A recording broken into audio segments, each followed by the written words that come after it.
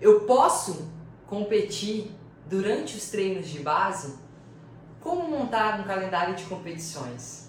Essas são dúvidas recorrentes que eu recebo dos meus atletas perguntando: Cris, começou os treinos de base, eu já posso competir? Eu preciso de quanto tempo de treino para começar a competir? Qual prova você acha que eu devo correr?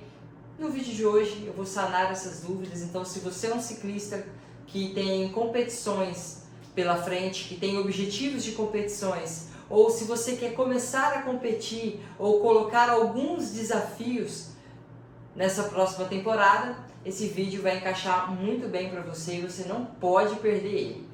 Meu nome é Cris Silva, eu sou treinadora da Alta Performance, eu também sou ciclista. Nesse vídeo eu vou usar toda a minha bagagem como atleta e como treinadora, com décadas de estudo e prática, para passar para você como que você monta um calendário de competições para que você possa se destacar na sua região, na sua cidade, no seu estado e, por que não, pelo Brasil, tá? O primeiro ponto que eu quero tocar nesse vídeo com você é o seguinte: a pergunta é, eu posso competir durante os treinos de base? E a resposta é sim, você pode.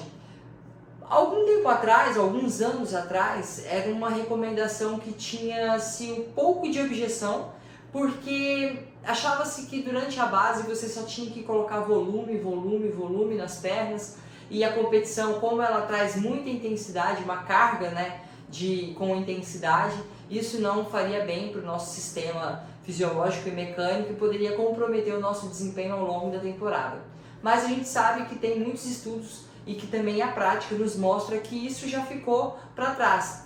Hoje, se a gente for pegar o que a gente tem de referência, além, né, da literatura, dos estudos realizados, das pesquisas realizadas com a resposta do nosso sistema fisiológico, mecânico, metabólico, diante de competições durante o treinamento de base, a gente vê inclusive atletas profissionais competindo durante toda a temporada. Por exemplo, a gente tem agora os atletas do mountain bike, do ciclismo de estrada, que estão a fundo no cyclocross e depois eles vão especificar os seus treinos para as suas modalidades. E eles estão nos seus treinos de base. Agora, trazendo para a sua realidade, para a nossa realidade e usando o que eles fazem, o que a gente não pode fazer é o quê? Competir durante a base esperando uma forma física, esperando um desempenho mental, físico e técnico idêntico ao que você está quando você está no pico de performance, né? Por exemplo, se a gente for usar Wout van Aert, Mathieu van der Poel, Tom Pidcock, que são as grandes referências que a gente tem no momento no ciclismo de estrada, que performam muito bem ou absurdamente bem no cyclocross, o Tom Pidcock é uma referência no ciclismo de estrada e no mountain bike. É óbvio que eles agora não estão na mesma forma física. Por exemplo, Tom Pidcock, a gente sabe que um dos grandes objetivos dele é a Olimpíada, essa ambição de ganhar as Olimpíadas na modalidade mountain bike. Então agora ele não está com a forma física que ele vai estar daqui a 6 meses, assim como o Van der Poel, que não perde a 10 corridas no cyclocross, mas tem como objetivo também a Olimpíada, a prova de estrada. A gente sabe que daqui a 6 meses ele vai estar numa forma física muito além, assim como outros ciclistas. Então, quando você for pensar, eu vou competir durante a base, você tem que ser realista com você mesmo, porque senão você vai se frustrar. Então, não espere essa forma física tão elevada e utilize isso daí como um treinamento para atingir a sua melhor forma física nessa temporada. Quando a gente pensa em competições, eu quero trazer você para a seguinte questão. É muito importante que você seja sábio ou sábia nas escolhas das provas que você vai fazer. Por quê? Todos nós temos alguma predisposição para determinados tipos de prova. Alguns de vocês que estão assistindo esse vídeo com certeza se dão melhor nas provas que tem mais subida, outros nas provas que tem mais plano, outros em provas de mountain bike mais técnicas, ou não tem tanta técnica e vão para o XCM. É importante você identificar essa predisposição que você tem. Inclusive a gente já soltou aí algumas vezes o workshop Pontos Fortes, Pontos Fracos, onde eu explico tudo isso para quem acompanhou. Então você identifica quais são os seus pontos fortes, quais são os pontos fracos, que está muito relacionado ao seu fenótipo, ao seu biotipo, né, a sua composição de fibras musculares, a sua genética, você traz um pouquinho da sua genética para isso também. Identificado os seus pontos fortes e pontos fracos, as provas de maior relevância e as provas que você quer se destacar, é importante que elas estejam alinhadas com os seus pontos fortes. Exemplo, você não tem tanta técnica. Tudo bem, você gosta do XCO, mas você sabe que a sua técnica está muito aquém do pelotão de competição. Você vai colocar uma prova de XCO agora, com a atual pilotagem que você tem, como objetivo A no seu calendário? Não, você vai usar essas provas como treinamento para aquela que você tem predisposição. E eu acho importante a gente se submeter a situações desafiadoras. Ah, eu só me dou bem em provas de subida, então eu só vou em provas de subida. Não, você deve competir provas que também não te favorecem. A diferença é, não queira se destacar tanto quanto nessas provas, como você se destaca nas provas que te favorecem. Use mais essas provas para complementar, né, a sua forma física, a sua leitura de prova, suas estratégias e também aprimorar o que você tem de ponto fraco, mas a princípio comece colocando elas como treinamento na sua agenda de competição, tá? E aí quando a gente pensa nessa montagem do calendário, de acordo com seus pontos fortes e com seus pontos fracos, eu quero trazer você agora para como montar esse calendário. Nós temos dois cenários muito comuns com nossos atletas. Primeiro é aquele atleta que ele sabe o que ele quer, ele coloca a prova principal como objetivo, e o outro cenário é aquele atleta que ele quer competir o ano inteiro. E a gente tem que pensar o seguinte, o atleta que quer competir o ano inteiro, o treinamento, a periodização, a fisiologia do exercício não permite que a gente coloque vocês num pico de performance 100% da sua forma física. Por quê? Porque o pico de performance você não consegue performar durante o ano todo nessa condição. Quem atinge um pico de performance vai durar ali 20 dias. Aí vocês falam assim, pô Cris, mas a gente vê ali, ó, por exemplo, os caras correndo Tour de France, Giro de Itália, Vuelta, os caras correm full por 21 dias, por 3 semanas. Os caras não estão num pico de performance durante um Giro de Itália, durante um Tour de France? Não necessariamente eles estão 21 dias num pico de performance. Eles geralmente chegam muito próximo de atingir esse pico de performance. Mas eles vão bater no melhor da forma física deles, muito provavelmente da vida, na terceira semana. E acontece muito de ciclistas começarem essas provas por etapas muito forte e terminar empenado. Por quê? Porque começou muito forte, o pico de performance foi muito cedo durante essa prova. E aí ele já passou do ponto dentro da competição, então ele já termina caindo. E é por isso que muitas vezes a gente vê algumas reviravoltas em classificações geral, alguns atletas crescendo muito, outros atletas muito fortes no começo e no final perdem a liderança, porque provavelmente passou desse ponto, né, de performance ideal para aquele tipo de prova, porque começou muito forte. Então veja que os profissionais eles fazem isso. O que a gente precisa às vezes é um olhar um pouquinho clínico para entender o que eles estão fazendo. Tá, Cris, mas a gente vê aí atletas que ganham competições o ano inteiro, né? E aí a gente... Como que esses caras não estão num pico de performance? A gente vê muito isso, realmente. Principalmente assim, ó, ao longo... vamos dividir o ciclismo de estrada, tem um calendário mais extenso, então a gente consegue entender mais o que eu vou falar, usar mais como exemplo. Mas não tira também essa questão do mountain bike. Por um exemplo que eu vou trazer para você, mountain biker, agora. É muito comum alguém aparecer em campeonato mundial assim, pá! Do nada o cara tá forte, não é? Em campeonatos mundiais. Pois é. Provavelmente ele estava guardando a forma física, o pico de performance dele para o campeonato mundial.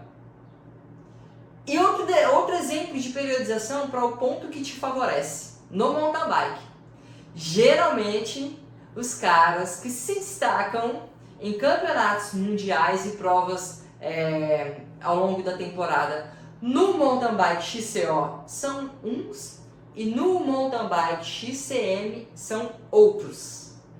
Cris, mas o Henrique Avancini corria XCO e focou totalmente, foi bicampeão mundial do XCM no ano passado. Foi. O que ele fez no XCO? Os caras do XCO estavam correndo mountain bike? Os caras do XCM foram correr o XCO? Então aí você vê que tem uma divisão de periodização.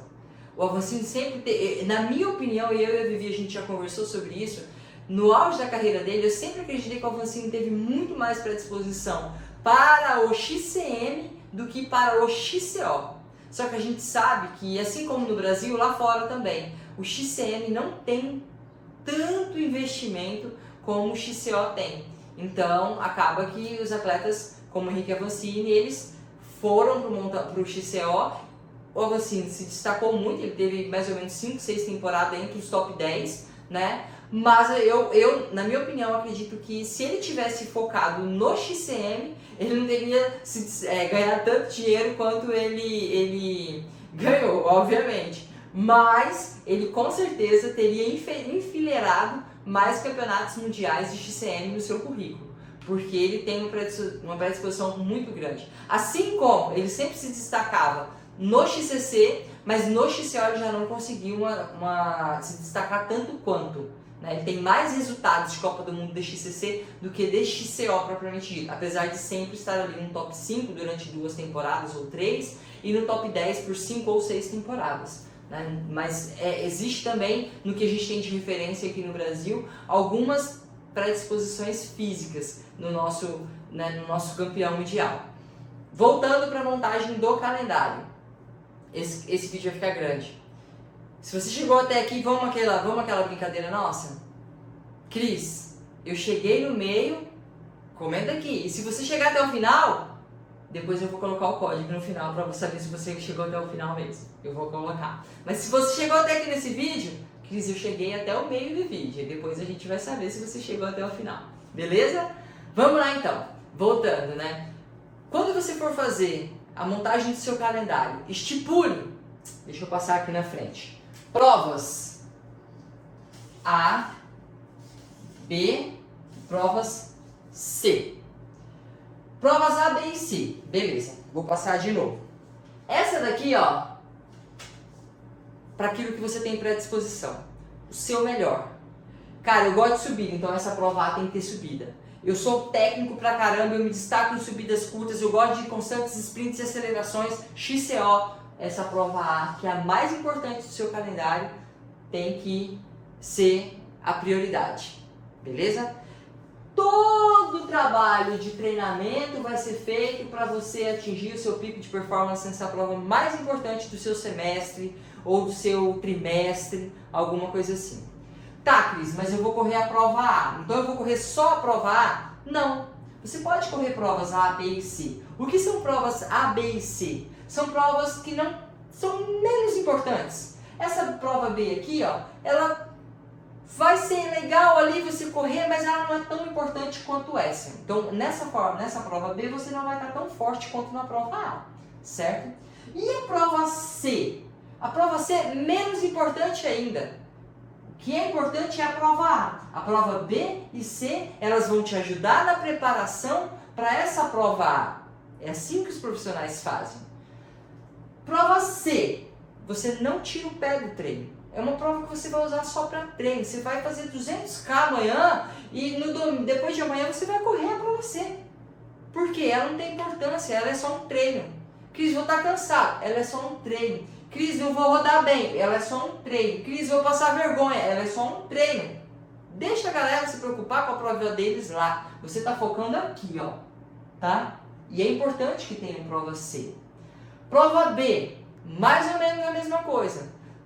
Eu sugiro que você também use ela como treino. Talvez você não precisa fazer 200km num dia para correr no outro. Um exemplo, né, gente? Ou 100km, ou 200km, ou treino intervalado num dia para correr no outro.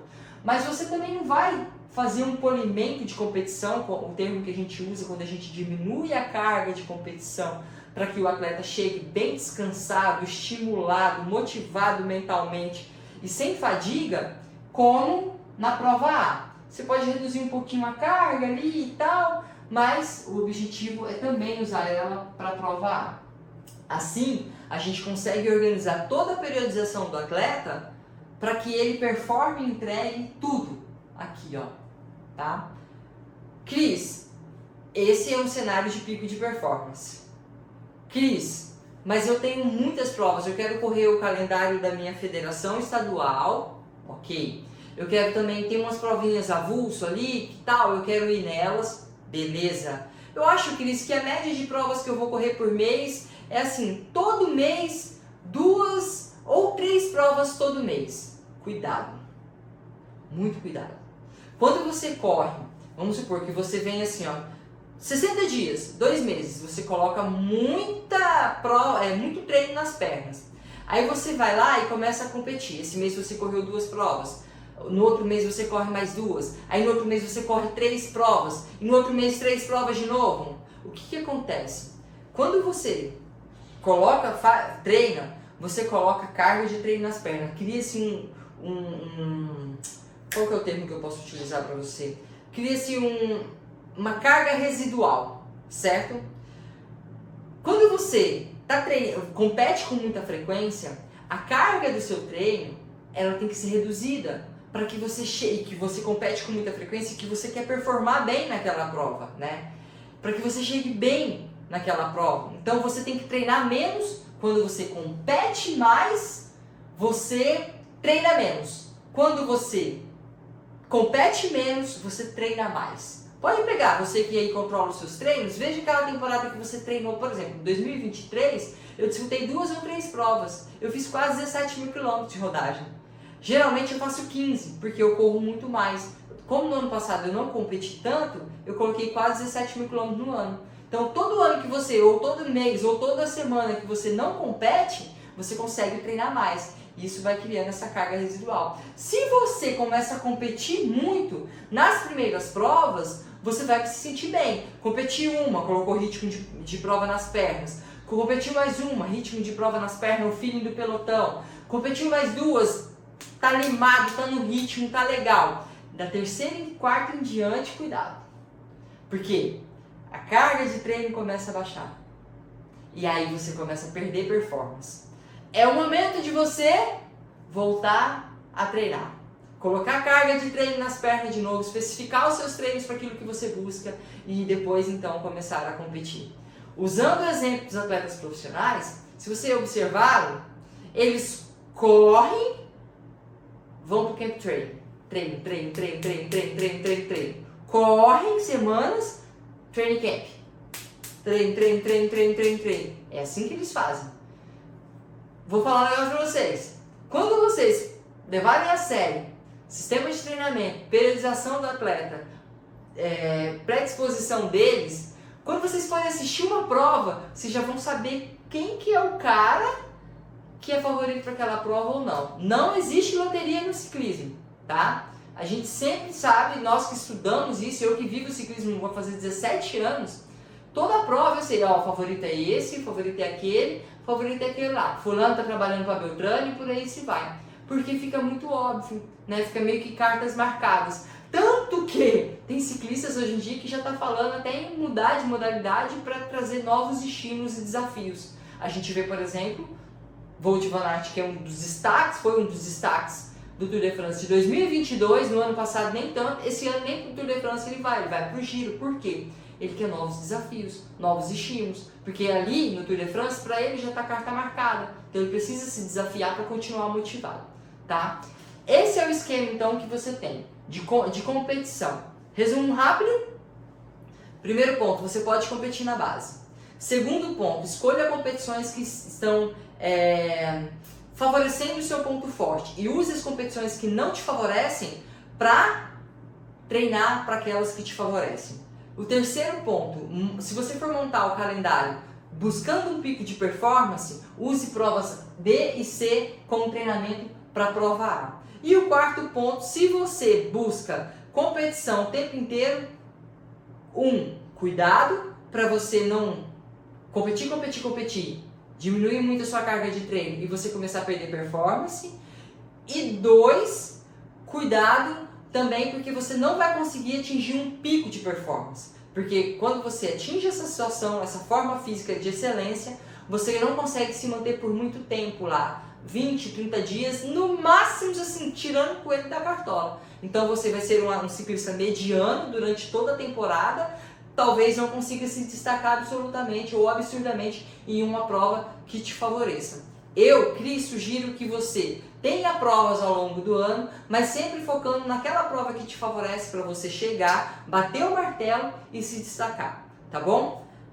Voltando agora para o meio do vídeo, se você chegou até o final, se você chegou até o meio, coloca lá, Cris, eu cheguei até o meio. Se você chegou até o final, coloca aqui Alta Performance 2024. E aí eu vou saber que você chegou até o final. Gostou desse vídeo? Se ele gostou, entrega ele aí para os seus amigos que competem, que estão no pelotão junto com você, para que eles possam, junto com você, elaborar o calendário e vocês vão viajar junto e vão se destacar junto nas provas. E até o próximo vídeo. Tchau, tchau!